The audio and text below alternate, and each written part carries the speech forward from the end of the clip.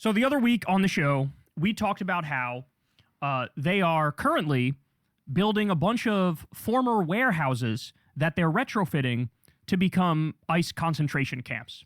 Okay? I believe the number we came across in the articles we read, it was 23 different former warehouses that are becoming concentration camps. NPR even reported on one of these places where it's like the town's storage facility, and the federal government is just taking it. They're just stealing it, and they're going, this is ours now. And they're going to turn that into a concentration camp. And the town is like, wait, excuse me? What? What are you talking about? What are you going to do? That's insane. That's insane. Well, apparently Migrant Insider has this new article out, and Pablo Reports, the Twitter account, he does phenomenal work on this. It's his reporting, and there's this other mechanism that they're using by which they're basically increasing the funding massively. So they have this colossal budget to build out these like ghost concentration camps around the country. Now, this should scare everybody to fucking death, okay? We already know this regime sent people to CCOT in El Salvador. Well, guess what? There's detailed reporting. People were raped and tortured there. They were raped and tortured. They were so desperate, they cut their hands, were bleeding, and would write messages into their on their sheets with the blood from their hand. This is a nightmare. This is an absolute nightmare, what we're talking about. Not only that, they also had Alligator Alcatraz, which many people, I think, were correctly calling Alligator Auschwitz. Now, I believe that was eventually shut down by the courts. But it was, this big, long legal battle, and about 4,000 immigrants are missing after being sent to Alligator Auschwitz. 4,000. 4,000. And nobody even talks about that. Nobody even talks about that. I'm sorry. That is disgusting in the sense that our media is not doing their job and our Democratic politicians are not doing their job. If you're not... 4,000 people went missing at a place where they bragged about the brutality and the sadism of it. The whole point of Alligator Alcatraz was to be sadistic. Every time it rained, the place would flood. Okay? Just the same as all these other places. Moldy bread, fucking food with worms in it. You don't get taken to get your medicine if you have healthcare needs. They don't take you to the hospital when you're sick. Okay? People getting all sorts of diseases in there because it's unsanitary conditions. And nobody even talks about this, okay? But this gets even darker. I know you're going, hold on, Kyle. How can it get darker than literal concentration camps? Oh, it can. Oh, it can. And it's going to. I hope you're ready. Here we go. Medical and death. The services extend to medical waste management with specific protocols for biohazard incinerators. Incinerators. So in the reporting on this from Migrant Insider, again, I'll read this for you one more time. In fact, here, I'll click it and make it bigger. Medical and death. The services extend to medical waste management with specific protocols for biohazard incinerators and certified inventory of evidence reports for full-service laundry operations. In other words, in Trump's network of concentration camps, they're building incinerators. What is an SOP? So here's a misconception. A lot of people think an SOP is just a boring manual that nobody ever reads, but that's not true at all. 4,000 people are missing from ICE custody. Lawyers can't find them. Family members can't find them. Friends can't find them.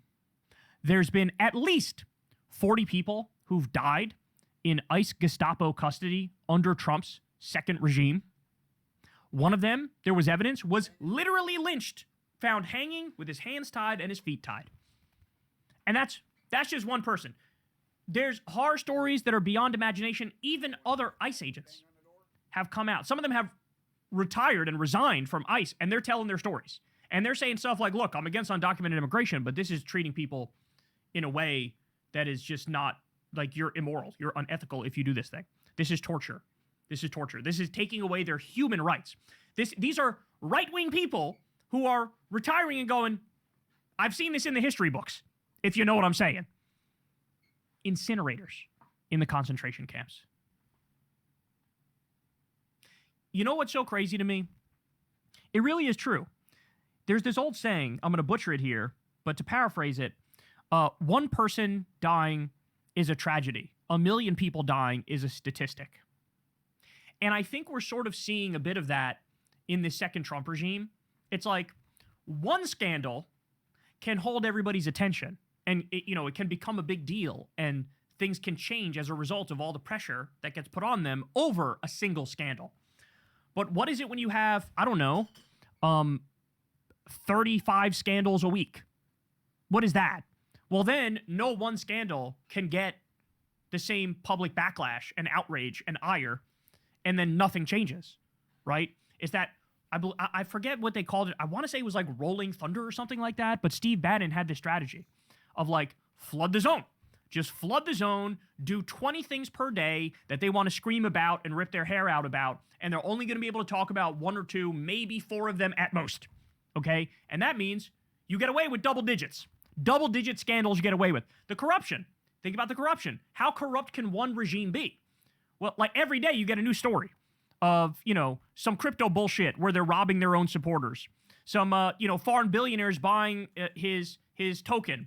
Again, money laundering scheme effectively. Trump pardoning the guy CZ from Binance who laundered money for Al-Qaeda because CZ is now in business with him and propping Trump up.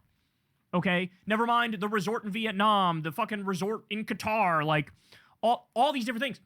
All totally illegal. Totally illegal. Never mind his watches, never mind the NFTs, all that. Like, all totally illegal. But there's so much of it that people just throw their hands up and they go, I'm out. What am I supposed to do? How am I supposed to fucking follow all this? How am I supposed to... Like, my outrage meter is broken. It broke. How, like, now it's like nothing can get me outraged because I've seen so many things that are outrageous that, like, what am I supposed to do? Nothing seems to change, right? And that's what they're exploiting in us. They're exploiting that there's so much shit, gonna throw my hands up and go, fuck it, what am I supposed to do? But I don't know, man. Call me old-fashioned.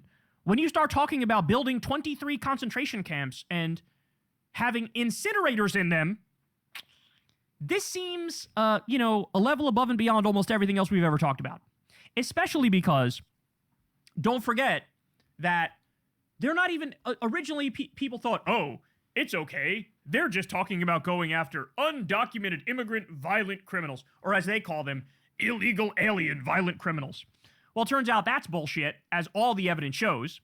86% of the people that ICE has taken are not undocumented immigrant violent criminals. And of the 14% that potentially are, a lot of them are just accused violent criminals. Only a tiny percentage, maybe 5% or less, are actually convicted violent criminals.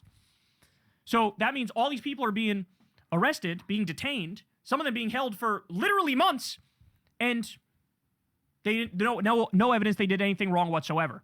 In fact, according to the courts, at least 4,400 people, it's way more than that, but according to the courts with ongoing lawsuits, at least 4,400 people are totally innocent of any wrongdoing and being held by ICE. So if you think, oh, no, this is their problem. This is somebody else's problem. Is it? Have you ever said anything anti-Trump publicly? Have you? Because if you have, I kind of think it's your problem. Because remember, they now are implementing what's called NSPM 7, which is this mindset approach of the entire government that Trump put into place, where now, instead of the intelligence agencies focusing on ISIS or Al-Qaeda or, neo-Nazi groups, right-wing terrorism, whatever, fill in the blank with actual threats, instead of doing that, they're now considering anti-Americanism is terrorism, or at least terrorist adjacent.